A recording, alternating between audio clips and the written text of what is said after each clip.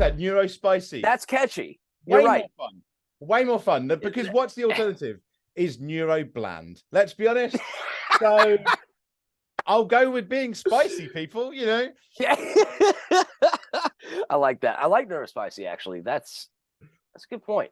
We'll have to formulate something because neurodivergent is just not catchy enough for people to want to. It's just not. It should be, but it isn't. It's too long a word.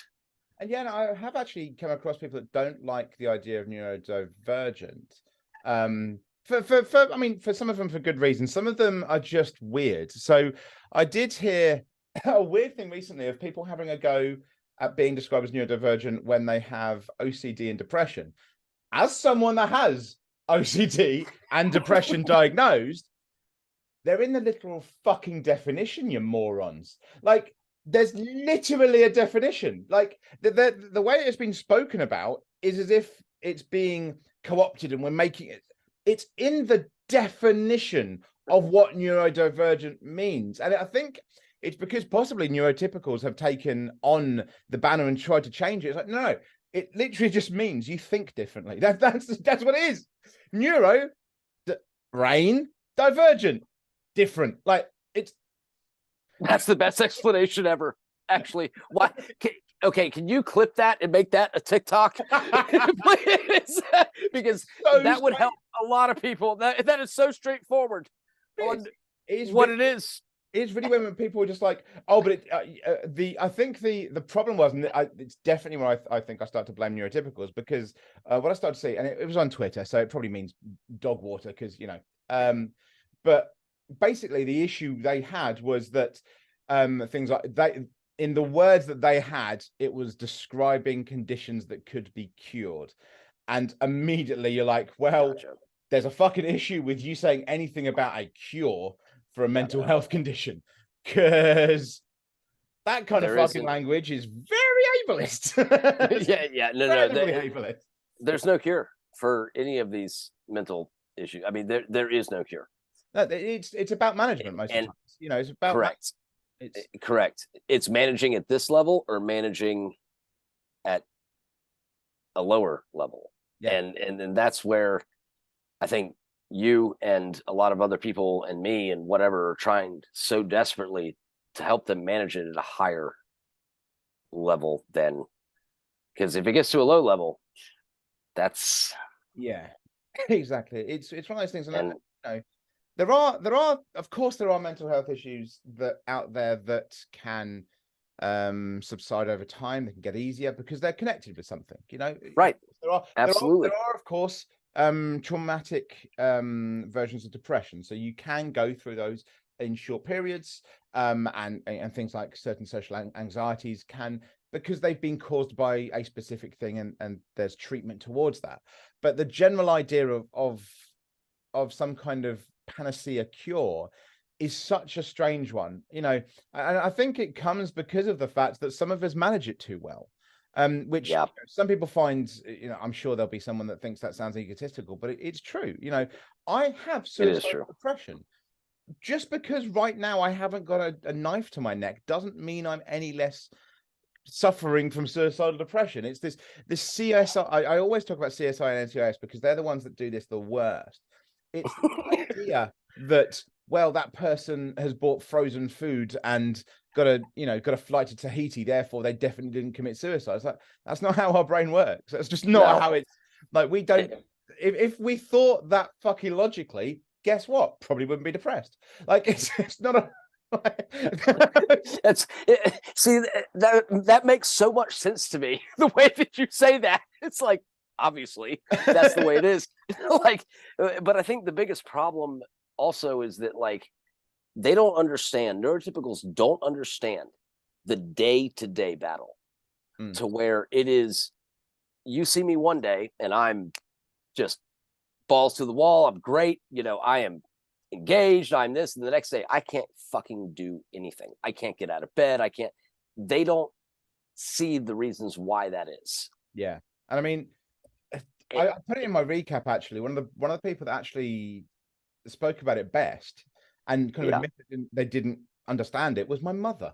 And I know many people haven't seen the recap because I put it out on New Year's Eve, so it's got like 10 views. Like the video beforehand, there's like 700. That one had because everyone was like, "It's New Year's Eve. I'm drinking. Fuck off." Right. Go and check it out, guys. It's a recap of 2022, so you'll get it. You're going to recap, but the recap part with my mother in is actually her saying that she had traumatic depression when her father died, but she physically could not understand how hard it must be for people that go through it every day. And it was nice. Yeah. It was nice to hear, because I mean, my mother's not that she was ever bad in terms of mental health, but I don't think she just ever understood. But she's much better now, and she's mum, don't listen, you are elderly though.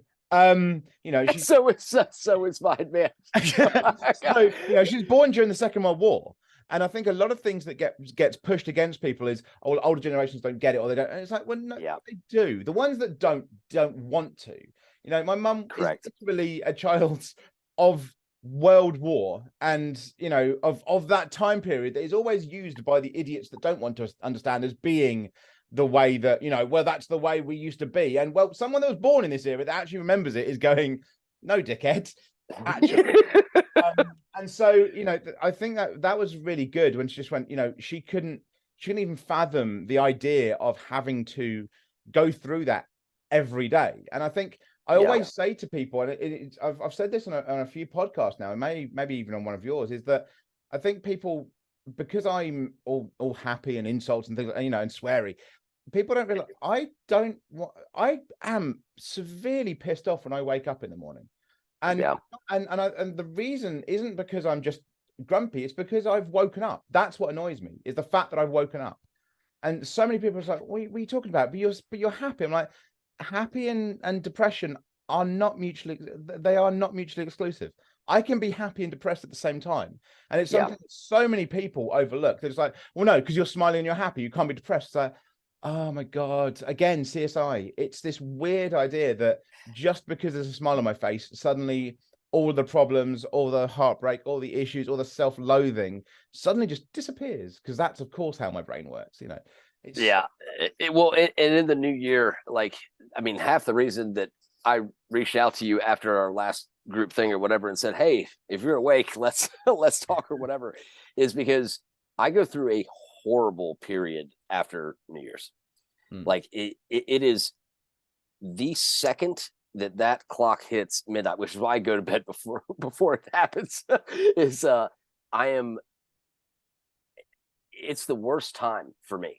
And the reason that it is because everything leading up to that in the month of December, I find joyous. I love setting up Christmas lights with my wife. I love doing all of these things. And when that's over, and I know that the stress from my job is creeping back in, it is hard. Because I think for ADHD, it's slow down. Where are you the most comfortable?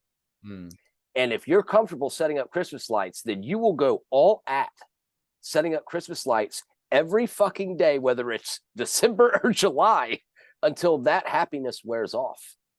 And then you jump to the next. It comes under something comfort level thing. So and that's what people don't understand, is that like the reason that we jump from thing to thing to thing is because the thing that we're doing in that moment is where we feel the most comfortable.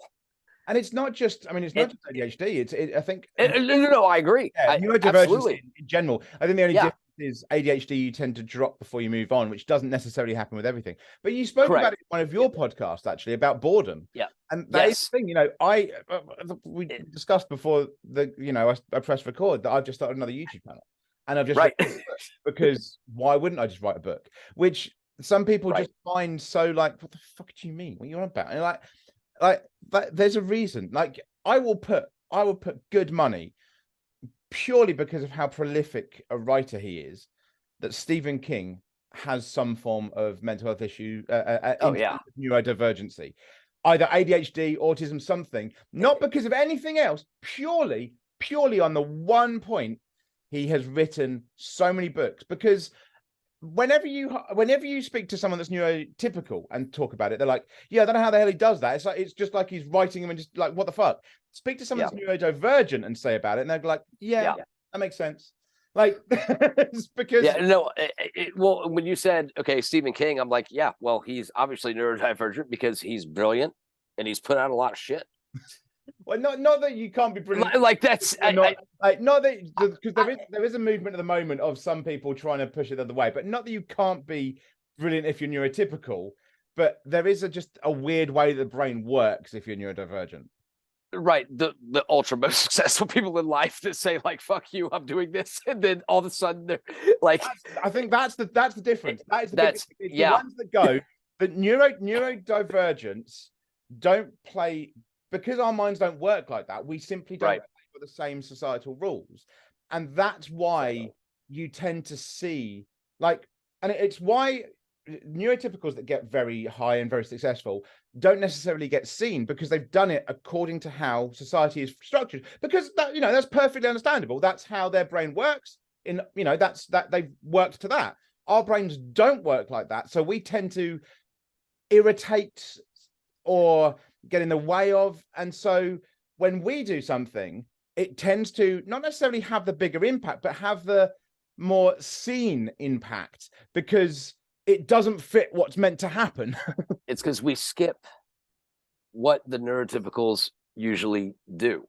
So when you skip that, everyone looks at you and says, you know what? You didn't do it the way that I'm used to. So I'm either A, jealous, B, like, how did you do this? And then they ask us for our advice, and we say, skip all the bullshit. And then all of a sudden, they're like, but you can't skip the bullshit. So it's that thing, it's so hard to explain that. Like, it's really strange. It's like if you go to someone like CERN, and look at the people that are working there, you'll probably find 50-50, I'd say, maybe a little bit more of neurotypicals, because but they're all as brilliant as each other. But you'll find that every now and again, one of the neurodivergents will do something, and it will only be the other neurodivergent people there that understand what the hell's going on, because the neurotypical is just going, but that doesn't but they're all as brilliant as each other. It's just that this happens, which is why it becomes, and it's why I think we as people with neurodivergency get so frustrated with the world, is because we can be as brilliant and as divisive and everything as anybody else. It's just that we don't do it your way because it doesn't make fucking sense to us. It just doesn't make sense. We're cut off at that moment where it's like, this is what I believe to be the right way for me to do something. We're cut off at that moment, that one split moment, whereas the rest of the world isn't. And it's the biggest thing for me is the difference is, so this is the one that frustrates me the most, is the idea of fact and opinion. Because I can't, if it's not a fact, why am I treating it like it? But that's completely fine for everyone else. And but then what annoys me is you'll get fucking dickheads use that kind of language as if they mean it, like the whole, facts don't care about your feelings. Like, no, that's not what you actually fucking mean, though, is it? You're not talking about facts. You're not talking about anything like that. Stop using what actually helps us to function as your bigoted bullshit. We actually physically can't function this way. Fuck off, you bigoted bastards. Like, it's one of those things that gets really annoying, because whenever one of us may want to describe the way we see the world, we then might get lumped in with those fucking idiots because they want to make it seem like they've got some kind of master plan. It's like, fuck off. Like, the reason I talk like that and I don't understand certain things is because those nuances in the way that you're describing them do not make sense to us. Like you said about skipping, 100%. I had a massive argument with my A-level maths teacher. So for any Americans, that's like the final year of school when you're 18, with a maths teacher, because he put something on the board and I just saw the answer. And there's a lot of people, not everyone, but a lot of people that find maths easy and then neurodivergent will have had this at some point, where you just see the answer. There's no, well, here's the working out. That's the answer because that's the answer. And my nickname at university, Sim, if you're out there, yes, this is you that gave me this. I got called he who cannot explain. And the reason for it was because I would say something, a certain word or a phrase or whatever, and I couldn't explain what it meant, because to me, That's just what it is. Like, this is this because this is this.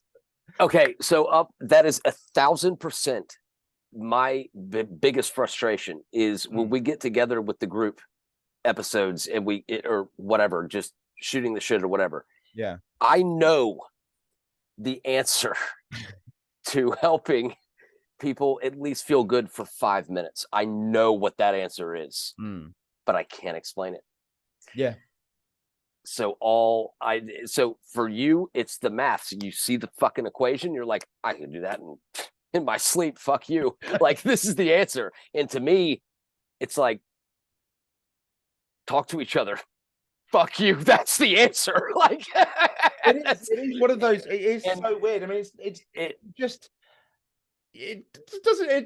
so strange. And this is the thing. It's actually hard to explain the fact that I can't explain. I know, right? That's exactly right. I may have to clip it there, just send it to my friend from uni. Be like, look, this is. I know. No, it's impossible. It is impossible to explain the way that we feel because we can't explain the way that we feel that is ultimately right.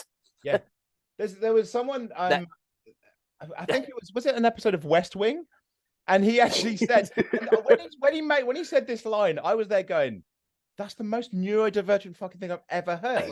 He basically said, he was, it was when Martin Sheen was president in West Wing, and he was talking about the fact that in his household, why would you say one word when 10 works just as well? And I'm like, that is the most neurodivergent thing in the fucking world ever. Yeah, I don't know this word. I'll give you 10 others. It's that weird thing, and I do it a lot when I will not forget a word, but a word just isn't there, and it is the simplest. It's never a difficult word, but my mind replaces it with a more difficult word, and someone's going, "What the fuck are you on about?" I'm like, "But that thing."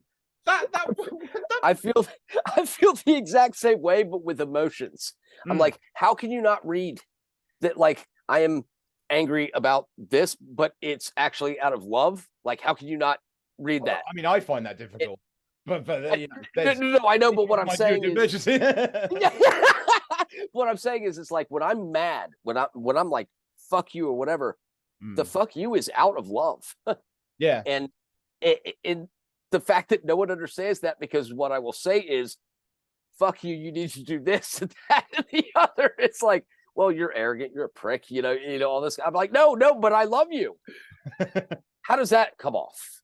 Like, it's so hard to convince people that we actually do have a lot of the characteristics that could help this world in ways that no one can fucking understand.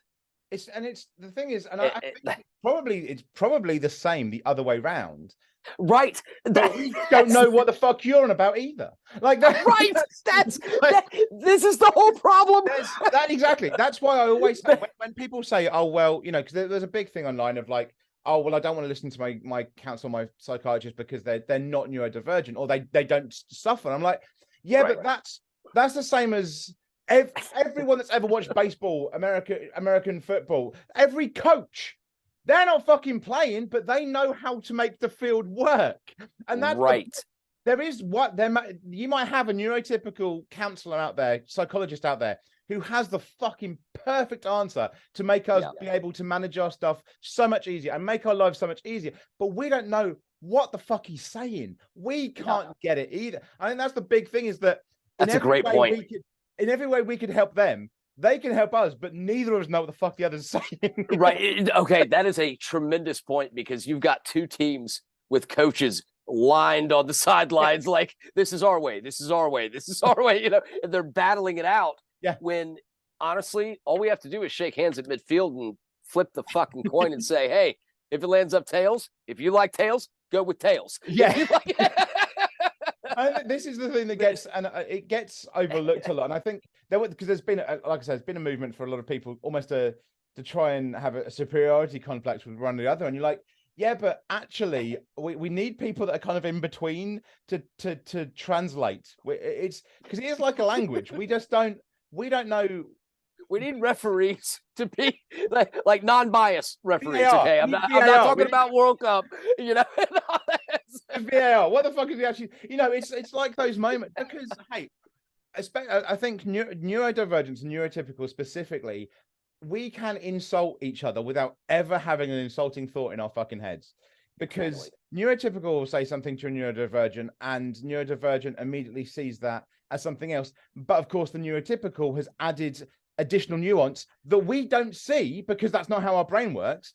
We will then say something that isn't insulting. However, some of this neurotypical will add in a nuance because that's how they assume it to be, and that's not how we meant it. So we insult each other, we annoy each other all the time. I mean, I remember I talked about this before that I've written a book on intelligence. It will come out.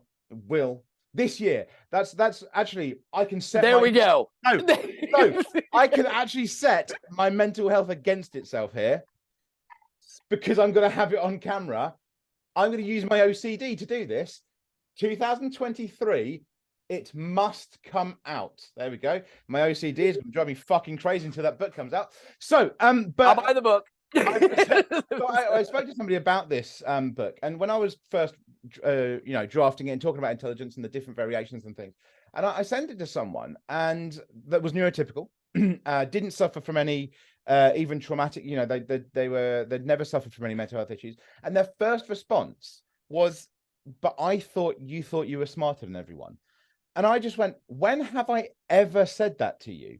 And they just went, well, you haven't, but I thought. And I'm like, there's the issue, because you've added in nuance that I never put there. And I think that's a big problem. That's why a lot of people with neurodivergence are seen as arrogant, as seen as many things, because we speak we speak so straightforward that it can be taken, especially if you have a specific lexicon that has that air of something about it anyway. Then people just go, well, you must be trying to say this. And it's like, but I never said that. And I think it's very hard. It's very hard. Because I've tried this before and trying to explain it before. It's very hard to convince someone that doesn't think like that you aren't thinking like that. Oh no, 100%. Because they're going, yeah, but if I said that, I would mean. I'm like, yes, but I'm not you, and I don't think like that. And it's like, yeah, but you must be. No, I'm not. Well, what's funny about you saying that is, like, when I first met you, you were the least abrasive, least in your face person I have come across. To be honest, like, people, are you listening? No, I'm dead serious. I literally, there was no in your face, no trying to prove me wrong, none of that. You just were who you were. Like, that should be revered. That's the thing that, I am generally seen, and I especially for neurotypicals, I am not the best. My first meeting of people is never the best, generally. I mean, and it's always interesting, but it took me until my mid-20s for me to finally go, you know what, if someone is just going to assume something for me first time of meeting me, then I don't want them to meet me again. Because if they come and go, well, he seemed a bit of a prick, but I don't know anything about him yet, and tries to meet me again, cool. Because the second time you might suddenly go, oh, the tone's identical. The way he's not doing it on purpose. That's just who he is. Then, you pick up on things, 2 or 3 times. Yeah, but you can instantly tell with you that the first time you meet you, that is what you might slow down your speech a little bit, because you're neurodivergent. That's the thing. That's what gives us so much. That's a perk to being neurodivergent, is understanding the fact that, that's the only problem for us is then we of course have issue with people that are neurotypical because they talk in their speech patterns and we go, exactly, that's not what you said. I've spoken about this before. Agreed. I always find this one really funny. I fell out with someone because of the fact that I could do what I told them I could do. And so I get that. I have verbal diarrhea, and many people who are neurodiverse will back this one up. Is that when we're in a conversation with someone, especially if we talk with anecdotal communication, which is generally how I talk, then if somebody brings up something or asks you about what you do or what you can do or whatever, you tell them everything because that's the question they've asked. Right? There isn't a part of our mind going, only tell them one thing, because otherwise it seems like you're showing off. Because why would we assume? Because we wouldn't assume that you were showing off. And I think that's the issue, is that people assume you're showing 100%. And then, so this person I fell out with, basically, they thought, well, if he said all this stuff, some of it must be bullshit, and that was the idea, So when they realized, and it was silly shit, it was the idea that I used to play at a relatively high level with snooker and darts and shit, simple shit, like it was simple shit. Yeah, and it's sports. Then we like. Then we'd go to a bar and play, and we'd do something else, and they'd suddenly be like, wait, so you really can do that? I'm like, but I told you I could. And they're like, right, yeah, but everyone everyone's hyperbolic. I'm like, yeah, but I wasn't. And they got really annoyed with me. I'm like, how have I insulted you and annoyed you? I'm telling you the truth. The fuck is that? Yeah. And honestly, until we get to the point where neurotypicals and neurodivergents can meet at center field, shake hands, and not even play the fucking game, and be on the same team, instead of I'm against you, you're against them, whatever, fuck that. Until we can get together at center field and say, nice to meet you, I love you for who you are, all of us are fucked. Yeah. And I think I can't entirely tell whether it's getting better or worse recently. And I think I agree with you on that. I agree with you, because with technology, it seems like it's getting better, but that's all we're seeing is the technology side. And then in real life, it's and I'll get sucked into a little group that say one thing, is like, well, is that what because like I said, people that don't want to listen to psychiatrists because they're not they don't suffer. Oh, well, if they don't suffer, they can't understand. And I'm like, yeah, but that might be a really fucking good thing, because exactly. Your mate Dave, who knows exactly what you're going through, is he any better than you? Is he in a better place than you? Because if he is struggling as well, and that's why he understands you, well, if he's struggling, he doesn't have the fucking answer. Maybe the other guy who just sees what's going on doesn't necessarily understand you, but can see your struggle. Well, then they might have some kind of answer. It's like a puzzle when you go through games and you're like, well, this is happening to this person. I can't see everything that's happening, but I know if I do this, it would usually help. Oh, there's something else I haven't seen. Right, well, let's adapt. And that can happen. But a lot of people have started to go, well, yeah, but I don't want to let them try and adapt because they don't suffer like I do. And it's like, but we're being as toxic as they are. That's the whole problem. Is yes, is that like we're thinking? God, that was such a good way of putting that. I feel like half the problem is us. That the ones that say massive gatekeepers in neurodivergent. The ones that say, here's this. Here is a strategy. Here is something that I am going to charge you money for that will work for you. Exercise. Eat better, drink water. Fuck you. I'm not drinking water. I'm drinking Gatorade. Okay. Like that's like if I drink Gatorade. This is not a nutritional channel. But honestly, as long as I'm hydrated, motherfucker, shut the fuck up and what I'm drinking. It is one of the worst. We have massive gatekeepers. We do, and they annoy more as much as anyone else, because, like you say, they found one strategy, and because it works for them, that's it. And it's like, that is the worst possible message. Because the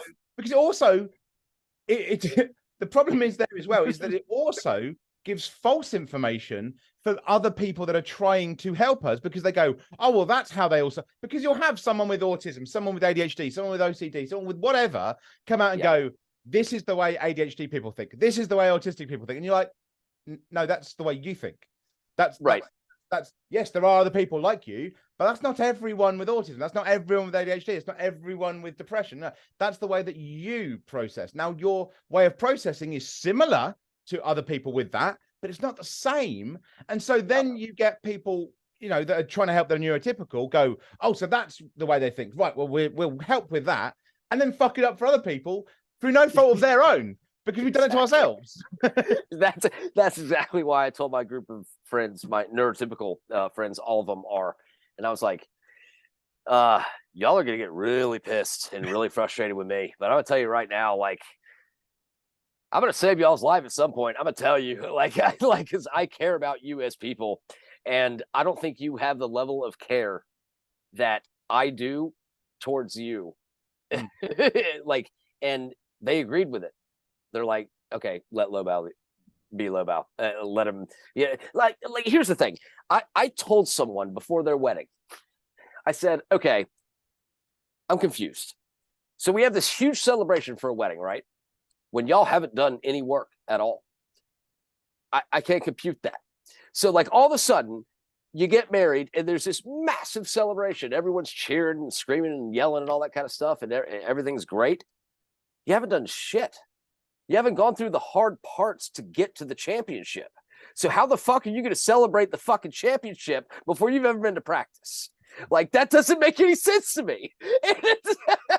This is what I point out. My wedding was very low key and very few people there. No, so a lot of my friends' weddings were high key, and I was like, why are we doing this?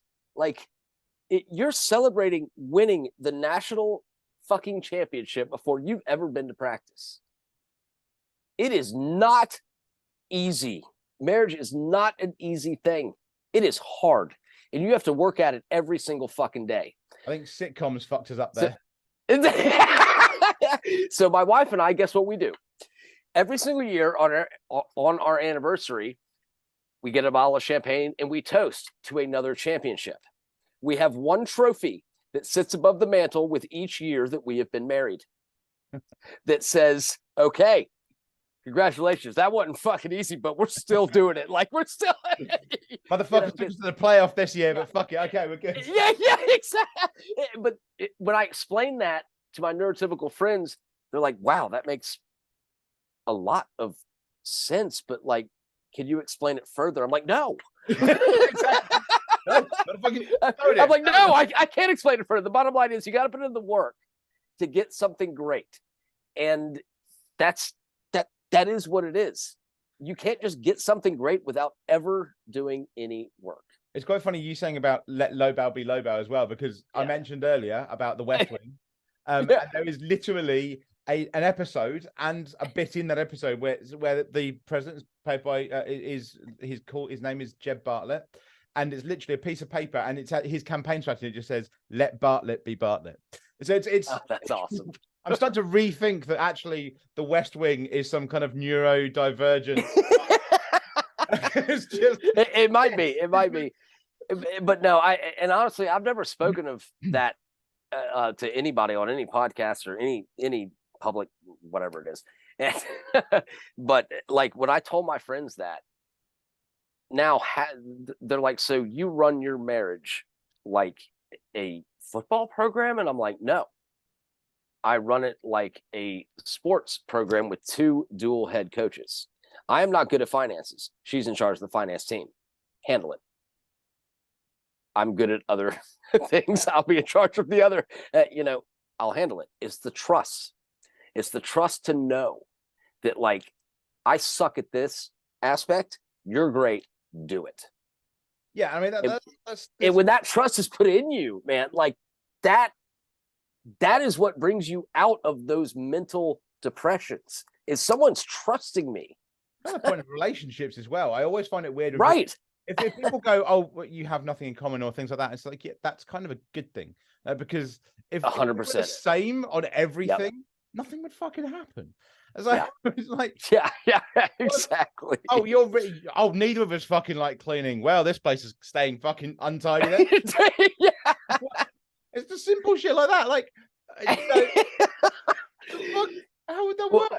But at first, when you meet that person that is just doesn't clean, just like you don't clean or whatever, there's that initial attraction, right? There's initial, like, they're the same. The bedroom's hot as hell, like everything's great, until you wake up one day and you realize this cannot for 6 months. Yeah, exactly. That's exactly right. That's exactly right. It's just weird. But yeah, I mean, it is very strange. And I think the way that, and again, the way that we go around things is just different, and it is so strange. And I think I actually feel it must be incredibly difficult for neurotypicals that have mental health issues, because they are having to deal with things that neurodivergents may deal with often, but they don't, their brain doesn't work the same way as ours. So they don't have the same kind of impact. They can't, the managerial stuff isn't there. But at the same time, they also can't fully engage with neurotypical stuff because of the fact that they're suffering. So, you know, people with specific, traumatic events, depression due to a death or something that may pass, it isn't inbuilt. It's not because they're neurodivergent. That is not why. It is simply it's something that will pass. It is something that's, age related or whatever. The idea of being stuck in the middle must be fucking terrifying, because you're there going, I don't know. And that's why so many people, I think, suffered during lockdown, because you had so many people. It's purgatory. Yeah, because people were there just going, and I think this is how I think me and my mother got into the subject as well of people during lockdown, was the thoughts that were going into people's heads were the ones that we deal with every single day, but they don't.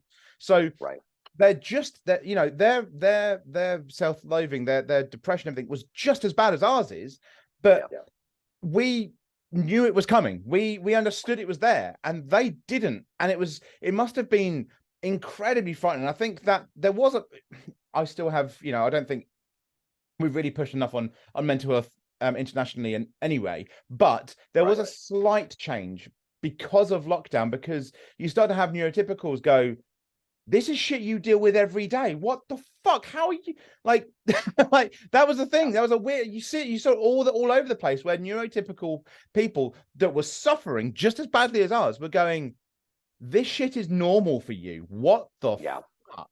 And it was just weird. It's weird for them to try and understand, but honestly, if they love you as a person, they're going to do the work to understand. And that's why I think it's so important to get the groups, together, is because 90% of my friends are not, neurodivergent in any way. But they see the heart and the struggle because they love me as a person, not what's going on up here. I think 90% of my friends are neurodivergent, because I don't think anybody else wants to fucking talk to me. You haven't met my friends yet, because they would kill to talk to you. I do think, I think, yes, they, neurotypical friends will definitely put in the work for you. I do worry about those that themselves then suffer, because I don't think they know how to put in the work for themselves. And it's 100%. And that's kind of, and we were quite flippant. I think the neurodivergent people were quite flippant during lockdown, because, you'd see a lot on TikTok where people are just going to go, well, we go through this every day. And you're like, yeah. So you understand the fucking nightmare they're going through. Why are we having a go at people? Yes, these may be the arseholes that didn't want to listen to us yesterday, but now they understand. The response shouldn't be, oh, well, we warned you. It should be, okay, you understand.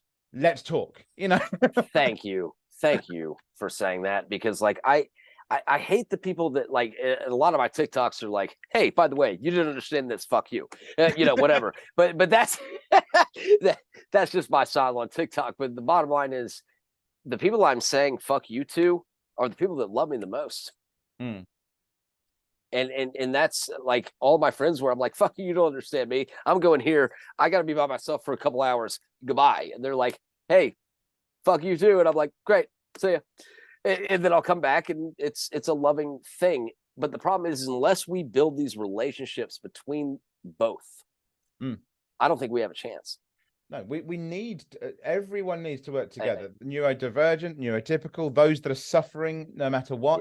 Because I think that's something that I try and make sure that people understand is neurodivergent and mental health is not the same.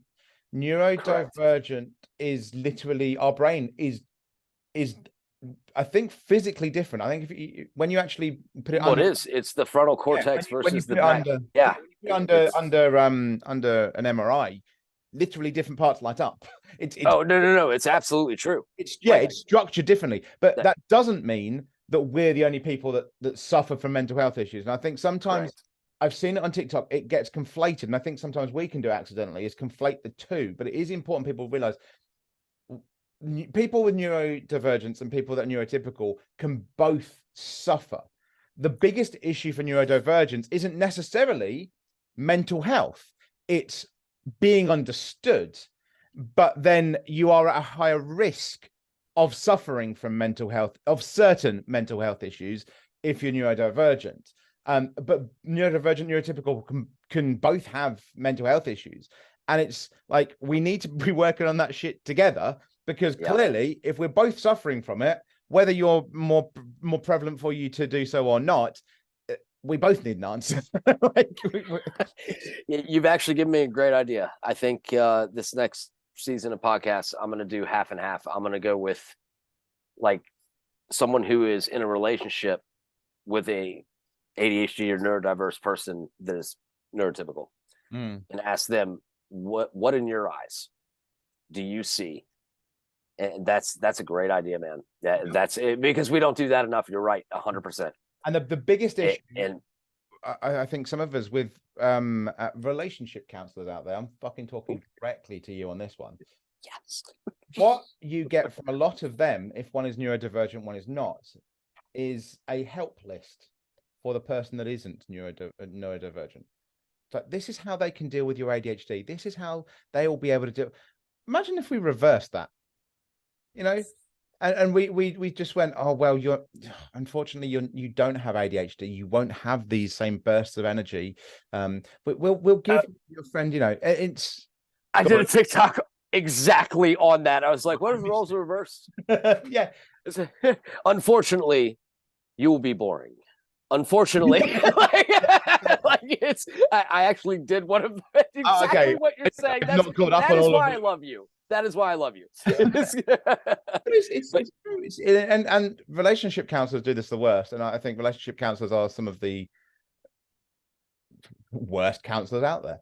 I mean, I always love the fact that I may need to be checked on my stats, but the last time I checked, around 60% of all relationship counselors either weren't in relationships or were the product of failed marriages. Then what the fuck? Oh, please keep preaching, keep preaching to that, because it's like every single time I took a business class, it's like, so what business do you own? It's like, well, I'm not in business. I'm like, so why am I listening to you? Like, if you don't know your own, like. Although what I would say is, again, we can get stuck in the idea of a similar thing with neurodivergence. It's proving the point. You're proving the point right now, is because I get that way. Because and we can do it. I think the difference for me there is with relationship counselors, they've tried and fucked it up. So they've seen the field, tried to solve it, and it didn't work. People that haven't done it may still have the right answer. But see, that's my opinion of teachers, is they went out in the subject that they were teaching. They went out in that subject in real life, fucked it up, sucked at it, and they resulted to teaching. Now, as a former teacher, I was also, so my background is politics. I was in various things, but I also was an elected politician, and I worked helping others get elected.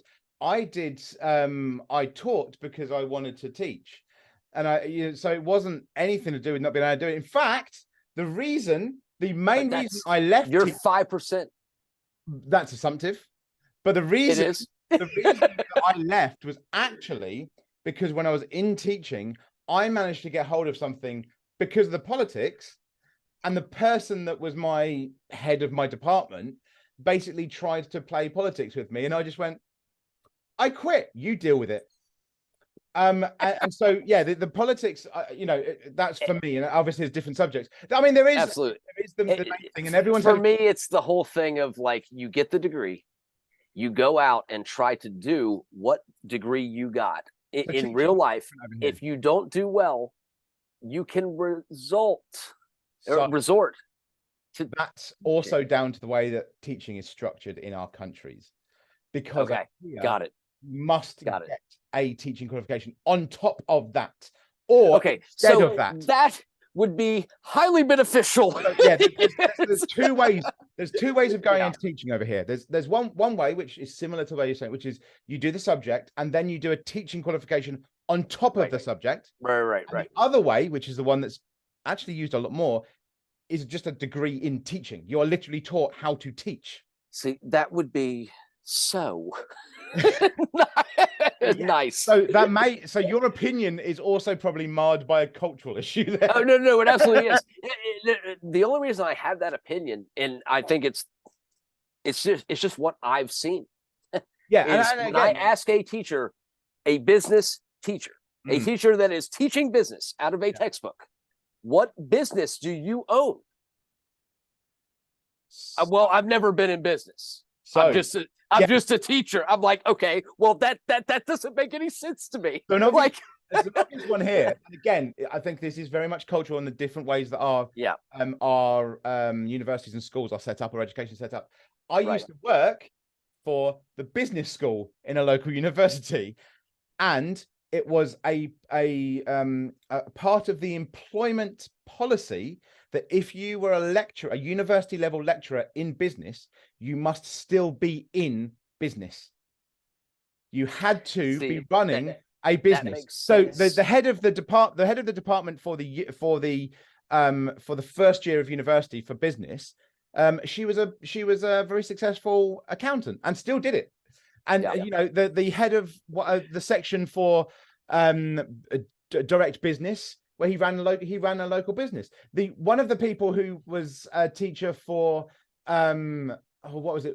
He was a teacher for it was an overlap for governmental business interactions, basically. Right. And I knew him because of when I'd been in politics. I'd met him when I was in politics, and so there was literally part of their employment was you must be in business. What you're saying is they have to have experience in the field before they can teach it. Yeah, that is the difference. Is like, for example, my 5th grade Spanish teacher was named Senora von Herman. That doesn't mean they don't know the Spanish. I know, but like I'm sorry. I have a bad relationship with most of all of my teachers, actually, except for maybe 2 or 3 that I still keep in contact with. And every time I ask them, how does this help me in real life? They can't answer it. Can I? It doesn't even matter what it's the easiest way to describe it. Okay, so how does algebra help me in the way that I want to live my life in hating math? It doesn't need to. Okay.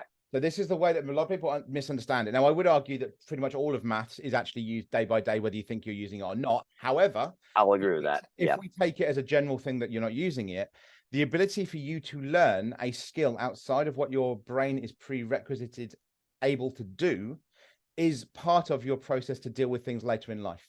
Your ability to learn and to stack on top ideas that don't mold with you, that idea of being able to learn by itself is the skill within itself. And you learning a vast array of different subjects is part of that. And it also means that you may be predetermined to be scholastically able in one of those other subjects as well. So the ability to learn is the point of learning. That it's a weird question when people go, but how does this help me? Well, it helps you because it's given you those structural ideals.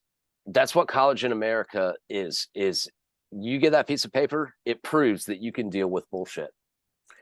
And that is, although given your education system over there in university, I'm not entirely I know. Yeah, but honestly, sorry, you go and I'll tell you. You get that piece of paper, it is proving that you can deal with bullshit.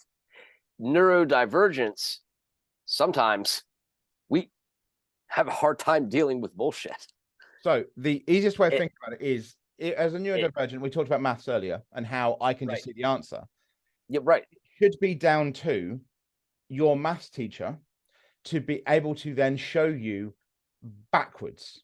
So it's not that, again, it's not that my ability or your ability to see something, my ability, anybody else's ability to see the answer means that you don't need to learn the lesson, because learning the lesson is still part of the process for your mind. So the way that education should work, and the reason you should know how to do it, is because of that structural ideal that you need for further education. The issues that you have a lot of the time is that they don't try and work backwards. And the problem that's happened a lot of places is they'll go, you have a grade, move on. That is bad education. The subject you're learning and the reason for learning it isn't wrong. The way that you've been taught is wrong. And I think that's the thing. That's probably also the reason that your teachers haven't been able to give you an answer, not because the thing you're learning isn't something you shouldn't be learning, but because they don't know how to teach it. 100%. And you and Justin Allingham agree on that. We're both, I mean, we're both teachers with neurodivergence. Right. That's why that's why I'm like clinging at y'all's coattails. I'm like, why do I not care so much? And you know, both of us are from different cultural backgrounds to each other and from you, which means we'll have looked at it differently. The thing I was going to say, by the way, about the way that I find the American education system at university fucking weird, is that, so if somebody comes out of an American university with a major in politics, which is not a thing that we say over here, and I'll explain why. That means that in there, you do maybe 4 years, I think is your degrees over there, but for like 70% of that time, you didn't learn politics. You learned random shit. Yes. And in England, if you have a degree in politics after 3 years, guess what? All of your fucking modules were in.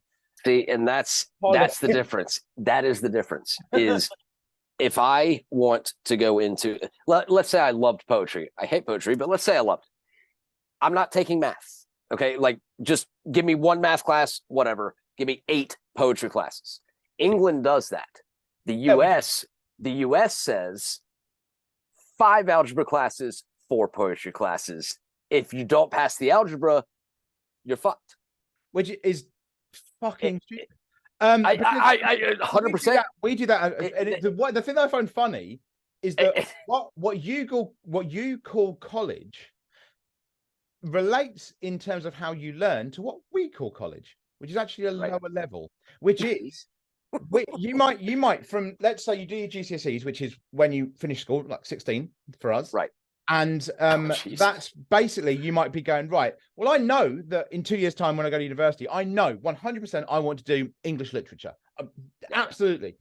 Right. But you're not allowed to just do one subject at A levels. You have to have a certain amount of credits, as you do in the American system. So you might take, I kind of like psychology. I do some Spanish.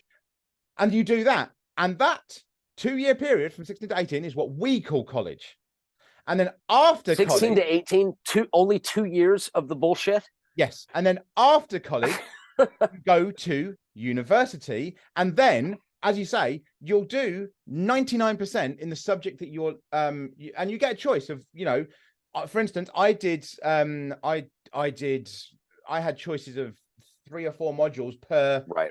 Part, but then you're generally allowed one, what they call wild module. And that's the one time you're not learning your subject, but it is never fucking random. It's not like as a politics student, you'd be going, here, take art. It's like, right, you're doing politics. Right, these things that makes sense. The things that we can offer you are history, religion, philosophy. They're things that all interconnect.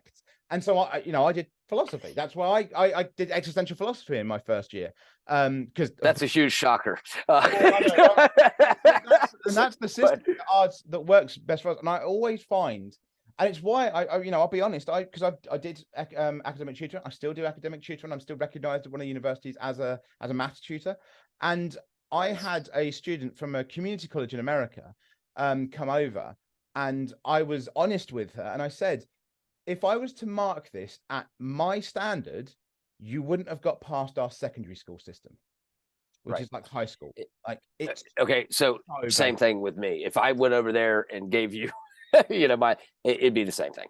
And Yeah, I mean, sometimes you get it, and obviously you get students that are just like, well, yeah, it doesn't matter where you're from, this is fucking brilliant. But unfortunately, I think for a lot of people that want to coast at a C in America, especially if it's at a university that's not necessarily that good, then you go, well, this is actually really bad. Like, this is below what you could imagine. But then, I mean, you do obviously you get it the same way the other way around, because we don't. You do with what you can. Like, it's like, for me, I never understood the system. I never understood like why I was learning certain things when I didn't care about them, and all this. So what did I do? I shut off, and I was like, no, I'm going to learn this my way. Like, I'm going to learn what I want to learn my way, and it ended up working out. But the problem is a large reason why it worked out is because I had parents that supported me doing it. Yeah, think about those people that don't. Yeah, you need that support structure of some kind. Yes, you need either your family, your friends, right? Teachers. I mean, I'll be honest. My especially for my masters, one of the biggest reasons I did well was, and I've shown out his name again, Dr. Ian McKenzie. Is absolutely, because when I came to do my dissertation, at the end, now the way you're meant to do your dissertation is, right, we have meetings and you rewrite it, and I tell you this bit. When I met with Ian, and I don't think this will get Ian in trouble because he was head of the department at the time, but it was basically, well, you talk about this bit. Well, I know you know that, Adam, so don't worry. You'll be right. I'm not even going to check it. I know that you're right, so you just do that. And having a lecturer that's prepared, a lecturer that's prepared to go, I don't need to check your fucking work, is like, that was a massive boost, because you're there, you might be worrying. Like, I'm sure at the time I was worrying, thinking, oh God, I've written on a subject that I should know, because obviously with masters especially, I don't know if the same in America, I don't know about your master system, but we completely have control over the essay title, as well. I think in America you do too. I'm not even close to knowing what the master's is. It's the same kind of thing. So you have a lot more, because I think it can be a lot more like anxiety there, because if you fuck up, you came up with the questions.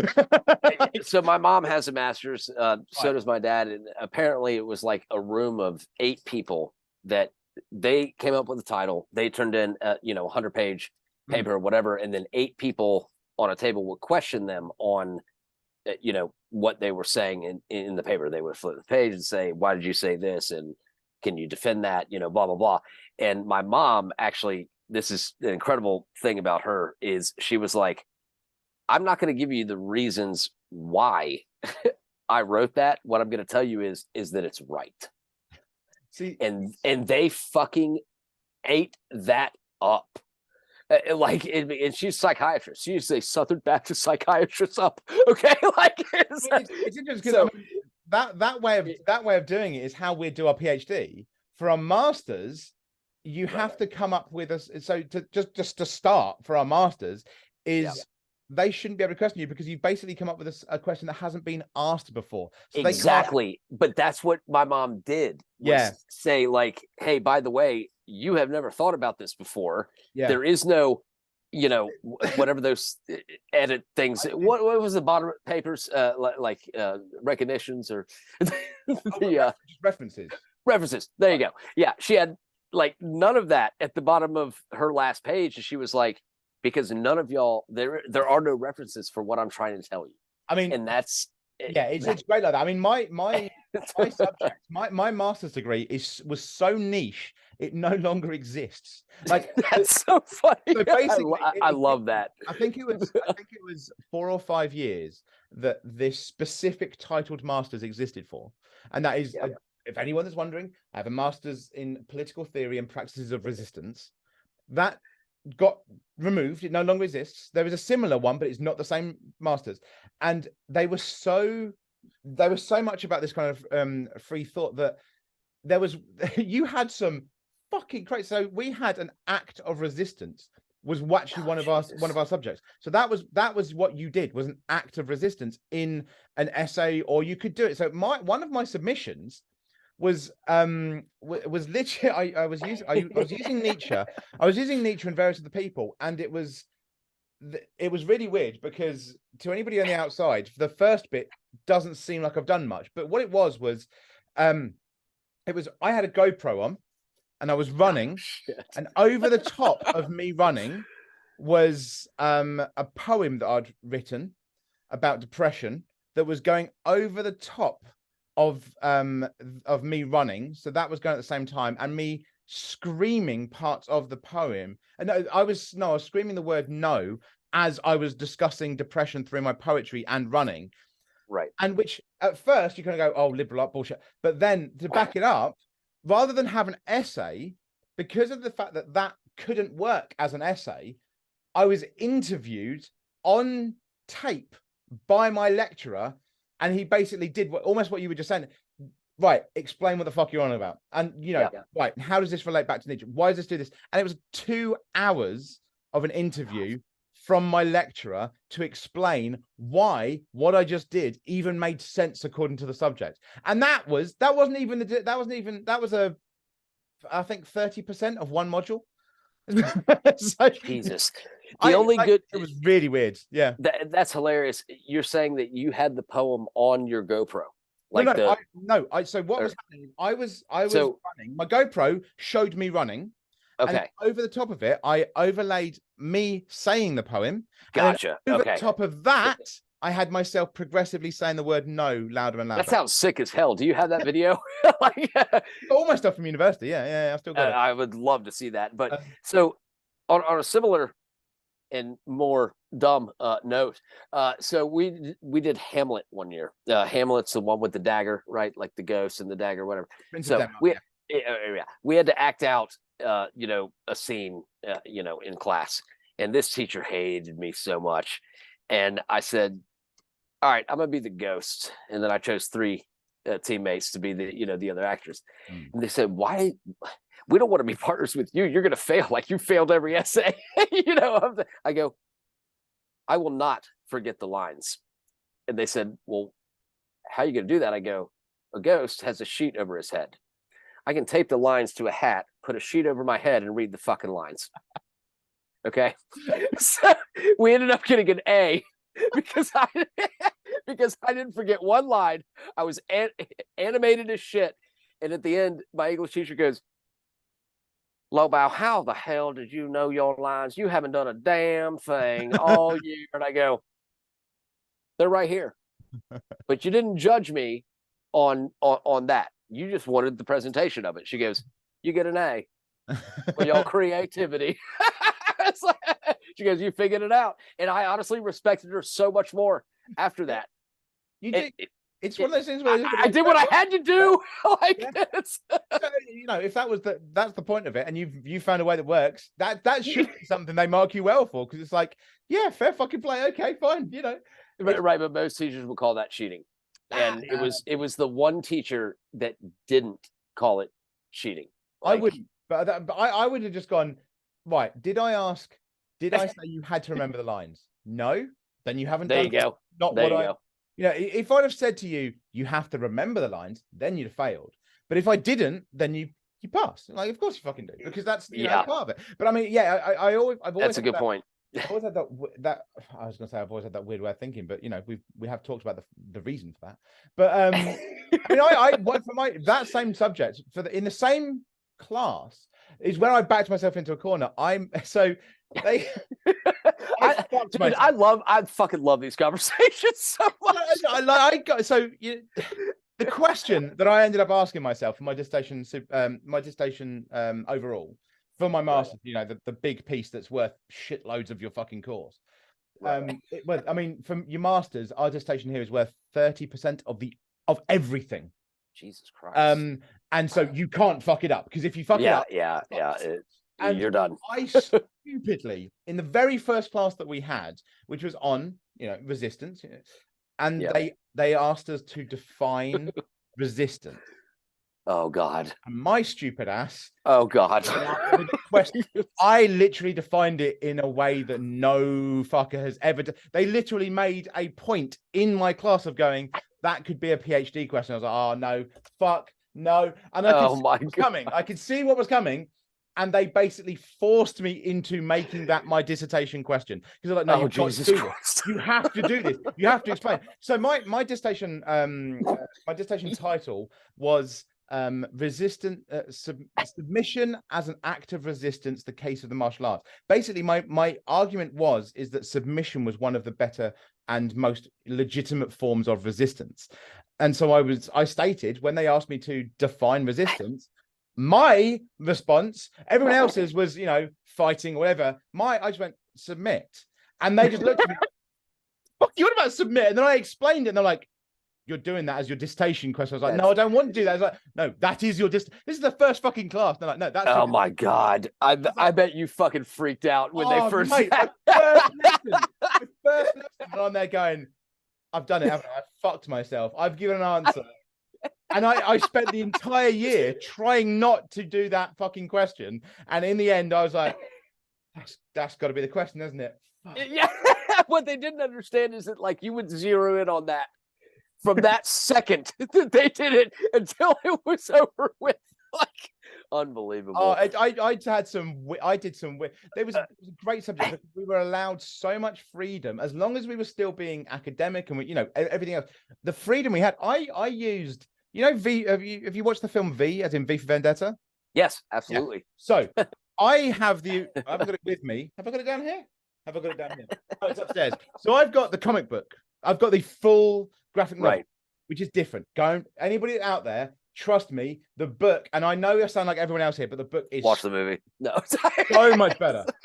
The book is amazing, and you know, it's very different. So in the film, he's a freedom fighter, yeah. But in the book, my contention was he's a modern day mystic, and so one of my essays was using V from V for Vendetta and explaining how he was a modern day resistance mystic. But what it did was it made my lecturer have to read the graphic novel to know if I was talking any sense. So I basically forced my lecturer to read something to have to understand what I was talking about. You manipulative son of a bitch. I love it. I love it. Obviously, usually at that, you know, really could have used you in high school. Really could have used you in high school. It was so funny because usually, obviously, you know, especially in that kind of thing, they'd be like, right, well, you're going to talk about Hobbes or Nietzsche or, you know, Rousseau, Badiou. You know, I've read all that stuff, and I'm there going, no, I'm using a graphic novel comic book, and they're like, what? Oh my God, that had to shake them up. That had to shake them up like so bad. Because they're like, well, I haven't read that. I'm like, well, you're going to have to, aren't you? So like. And then all of a sudden, UPS teachers are like, where can I get the Cliff Notes? They're like, can I watch the film instead? No. Yeah. No. Student becomes teacher. I love it.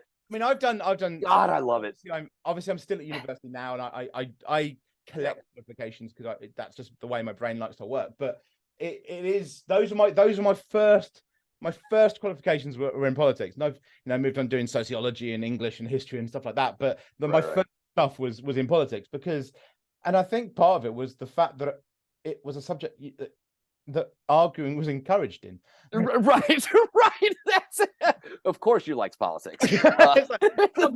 Bastard. That's an easy correlation to make there. Oh, but the best interaction I had was my first year. We had there was a debate, and they split the table, and I was there going, I'm not going to get involved. And then the other side were winning, and so I did two things. One, the advantage I had is I had been in politics before university. I'd done it already for a year or two beforehand. Oh God! So I had knowledge that they hadn't yet taught people, as you would any subject. Right. And on top of that, for anyone that hasn't watched along with these, I suffer from a speech impediment. Basically, speaks on my voice to levels that you can't quite understand it, and I struggle. And I let both off the hook in the argument because my son. Oh God! So I just went, and I sped not to my full speed, but I just sped up my voice really up and put in the knowledge that they hadn't yet been taught, and they just all looked at me and went. And our seminar leader, like our lecturer, just went, okay, well done, Adam. Okay, class dismissed. Okay. So literally what you did was the Wedding Crashers scene where it's like, we have no response. That was perfect. It was brilliant. It was that one moment I would happily relive that moment over and over. It was just her response. If you had video of it, you could. Unfortunately not. My lecturer literally just went, damn it. Yeah, I know that. Mate, this was damn it. I would love to see 2004. This was a long ass. This was 20 years ago. But my lecturer just going, okay, well done, Adam. Well done. I love it. Funny. But I mean, because I specialize in 3 countries' politics, so I had an advantage in one because I'd been involved in politics in England. But obviously, I had to learn more the other side, which was good. I think I did like that. The fact that because it shouldn't be that if you've been involved in something, you automatically get a free, because that's unfair. I agree with that. It was good that they went, no, you're also going to be doing American politics, which is why I know certain stuff when I'm talking to you guys. How bad we are. Yeah. You said it. And Russian.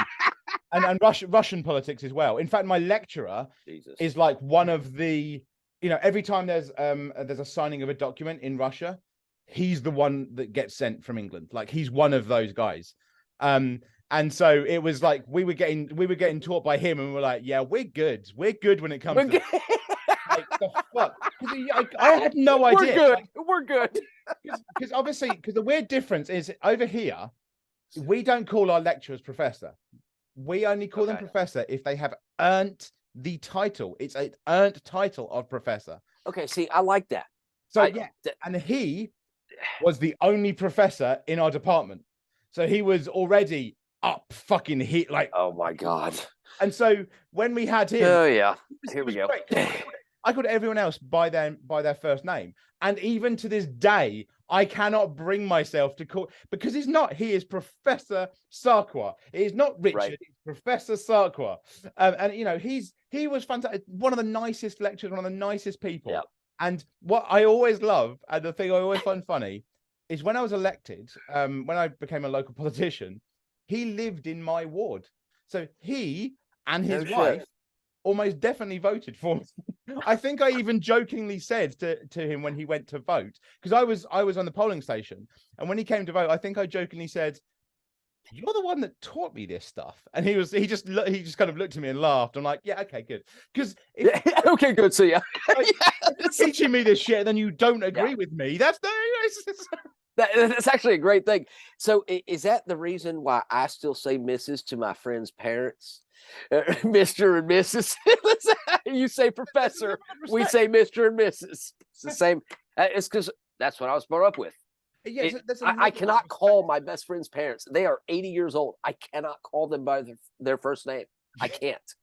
Like, I won't. And that's, I'm just like, hey, Mrs. Smith. And they're like, please call me Julie or whatever. I'm like, no, that is not. It's great. I mean, I haven't had a class with Professor Sarkar for nearly 20 years. And I'm still there going, it's Professor Sarkar. Right. That's their name. I'm nearly 40 and I'm still there going, no, it's Professor Sarkar. Like, exactly. Even when I knocked, because when you knock on the door, because when you're doing knocking up, which sounds really wrong, but it's basically knocking on people's doors, and when you're doing campaigning, I campaigned at his house, and I literally said, "Hello, Professor Sarkar," and you could see his wife in the background looking at me like, "What the fuck?" Like, because obviously, when we see it, like when we see the details, they expect someone to say doctor or Mister or whatever, but it's like, no, because I know what his actual title is. Exactly. So, that's exactly right. Now, honestly, thank you for having me on again, because I needed it. I needed it because the new year is a really hard time for me. And the reason it's a hard time is because I start rethinking everything that I'm doing. But in not the greatest way, is because when I'm comfortable doing something, I devote everything I have to that comfort level until that comfort level is over. And then I go to the next comfort level and the next comfort level. That is what ADHD does. And that is what is a huge issue, is if we're comfortable, that's why it's so hard for us to go on vacation. Because if we go on vacation, let's say we go to let's get a cabin in the woods, whatever, or we go to Iceland or wherever the hell we go. Fucking horror film. Just, Yeah. I love that, you know. Yeah. We go there. If we're comfortable, we start thinking about how can I work in this town and live the rest of my life there. So then we impulsively quit our job. We go there. We live there for a few years. Then oh, look, I like this. And then we go do that. That is why, like, it's so hard for me because I have not done that. I have zeroed in on 18 years of the same profession. I'm an anomaly with with the same job in terms of neurodivergence, is because I had to keep reminding myself, like, that wears off.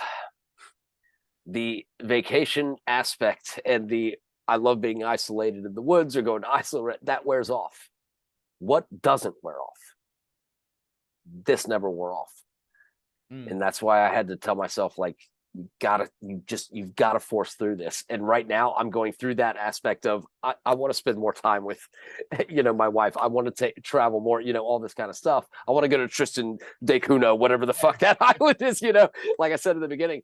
But it's hard for me to recenter, but I know that after like a week or two, it'll be all right. And you helped that be all right, because I'm talking to a real person that understands the way that I'm fucking thinking. And that matters, man. Like, it matters. For anyone that doesn't know, because Lobo knows, and I've had this discussion before, and it's similar to what Lobo was just saying. When I bought my house, I nearly bought an island instead. Like, I literally had this house, and at one point withdrew my offer because I was going to buy an island in Finland, like, and live there instead. And my reasoning for that, my neurodivergent ass, well, you're taking too long. Just fucking do it. Exactly. That person talk to that person and do that. Oh, you're not doing it? Fuck you. I'm going to move to Finland. Like, what the fuck are you about? Like, you don't even know the rules there. Nah, fuck it. I'm moving to Finland. I'm going to an island. Fuck you. Well, that was where and I think the biggest problem I personally have when it comes to, because some of the characteristics are similar with ADHD, but I don't drop the things. And so I end up in this thing, and it's a nightmare from depression as well, because it's that thing where you end up holding all of them together in like a giant bag of fucking footballs, and then at some point there's a split and you don't notice, and suddenly they're fucking everywhere and you go, but like, so that's why when people go, oh, so what do you do? And I'm like, what day is it? that's am I doing this today? Oh, I'm also technically I'm also doing this. And like, when people go, oh, so you're on YouTube, but which one? Like, I think it's very strange, because I think we are both, I think in terms of neurodivergency, the neurodivergent people are both simultaneously amazing at multitasking and fucking terrible at the same time, because we can 100%. Do all those things at once. But part of our brain really doesn't want us to. It's going, what the fuck are you doing? Stop. No. Well, because practicality creeps in at some point, but I hate practicality. The thing is, having something that gives you just enough of impracticality to keep going. That's why my wife and I go to Vegas every single year and pretend like we're single and all that kind of shit. Like, we do that because there's got to be some sort of simulation. And after the holidays, for me, it is so difficult to talk to anyone that understands things. Like, I mean, I looked at my Google history today, and I'm like, every single year from January 1 through January 4, you look up Tristan da Cunha remote islands. Like, it's clockwork. So I was, and like, literally, like, that's. So I was when I was talking about this off camera, but I was at a New Year's party for a group called the Travel Squad, and at the New Year's party, I hadn't even turned 12 yet. I was on my phone looking for a flight out somewhere, because I was like, well, we're the Travel Squad, let's go somewhere. Like, dude, not even New Year yet. Yeah, but in like 5 hours time, I can get a flight to Poland. We're celebrating this now. But I need to get, like, I'm gonna train. Oh, and look, I can get off to Poland. Oh, fuck, I can get. Exactly. Fuck, dude. So this is how it started last year. This is my birthday, which is, when this comes out, is less than a week after this comes out. Whoa, hold on. When is your birthday? I will tell you off camera. Okay. Because otherwise, yeah. Got it. Last year, I went to a meetup on my birthday, met 2 strangers, and a week later we were in Greece. And then I spent the next 7 months traveling the fucking world. Literally, Europe, Middle East. I was everywhere. Like, the fuck? This is how it is. It was literally like me going, right, okay, well, hey, I'm in a meetup. Hey guys, I don't know who the fuck you are, but do you want to go to Greece? And then getting to Greece and going, should we go to Hungary? Yeah. Well, we're in Hungary. Oh, look, there's some more people, 2 more strangers that we haven't met before. Hey guys, come on, you can join us. Let's go to Austria. So much fun. So much fucking fun. Like that's so sick. That's why I think it makes for great stories. But I think that's the biggest problem is with a lot of these things for neurodivergence is we will have fucking crazy stories. Yeah. But we have excluded all the bits of like why we're doing that, especially for my depression, especially. And it's a bit like the best way I've described it, I've forgotten who the person's name is now, but they're on my Twitter feed a lot. They're a writer that deals with depression, and they're a runner. And it's that old adage of like, you're running away from something, and generally it's yourself. Yeah. And it's that kind of like, if I stop, why would I want to stop? Stopping, it's like my thing with and it's the reason anyone watching, it's the reason I never shut the fuck up. I hate silence. I have not allowed silence into my head for 3-4 years solid. Because I just don't. I mean that literally. When I go to bed, no, I agree. Like, I understand that. I have backup headphones for my backup headphones in my bag. Jesus. Because one of them is only going to last 8 hours in charge. The next pair will only last 8 hours, and then I have wired pair. So just if they go wrong, and then I have 3 battery packs that I always have on me to make sure that my phone is fully charged when I can do that. And I have a universal international adapter, so it doesn't matter what country I end up in. So it's that's the forward planning and all the shit of like, right, let's get it done. I've always got that, so it's fine. Right. Why are you fucking doing it? It's like I remember having a chat with a friend of mine about the fact that, you know, I do yoga and I meditate and things like that. And right. So obviously I'm quite calm. And he went, no, you're fucking not. I went, what are you talking about? He went, people that need, he said, people do that because they enjoy it or it helps them. People that need to do that are not calm. That's the point. That is the point. Yeah, it gets progressively worse every year. I think for me is like, but the thing is, I want to return. It's honestly, it's the stimulation of going through the depression of I want to do this, want to do this, want to do this, denying that and returning to what I absolutely love from day one. It is the stimulation of working through this for weeks at a time. So now, I'm not saying that like I wouldn't love to, you know, go do this and go do that. The issue is that I love my wife, and what is better for her is us having. Yeah, I get that. And honestly, so, but my brain is telling me, fuck that, go crazy, go do this and that. But I've done that. I've already done that before I got married. Like, I did all those, you know, crazy things. I think then after the holidays, like, it's the comfort of snuggling up with my wife and watching stupid movies or whatever. It's like there's no worry in the world. And then when I have that first worry, I'm like, I want to get out now. Yeah. And that's where I start Googling the shit that, you know, because I'm unencumbered. I just right, let's go. So I mean, that's why I love that though. Like, I love that part about you, is that you do just do it. Well, that's why I've had this. You know, I had this discussion with other people in the chat, and they've ended up doing. Right. I'm just like, but and I, you know, for anyone that, so I advertise this. If anyone wants to go over to that channel, up the number 4 traveling, that's my travel channel that I started about a month ago. But I literally have made I've made a design for that I'm going to turn into a t-shirt, which is hell yeah. And it basically what it is a colorful map of the world, and on it over the top is in like cartoony words, next question mark. And it's a two-parter. Basically, first is where's next? Where are we going next? And the second part is what's your next excuse? What's your excuse? That because I've had this discussion with people. I love that. Every time I have the discussion with the reason that somebody doesn't want to do something or they're not going to do something. Yeah. And it's always you created that barrier. So what's the next? Yeah. Right, we'll knock that down. What's your next excuse? And what's your next excuse? You know, right? No, right? You're putting the barrier up. Yeah.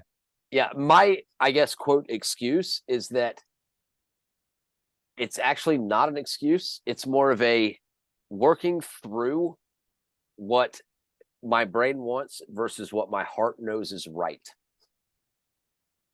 So, I mean, I'd argue two can work together perfecly. They can, except for that my wife is not going to go to Tristan da Cunha on a 3-week, No Bell's wife, hello. Yeah. Come on.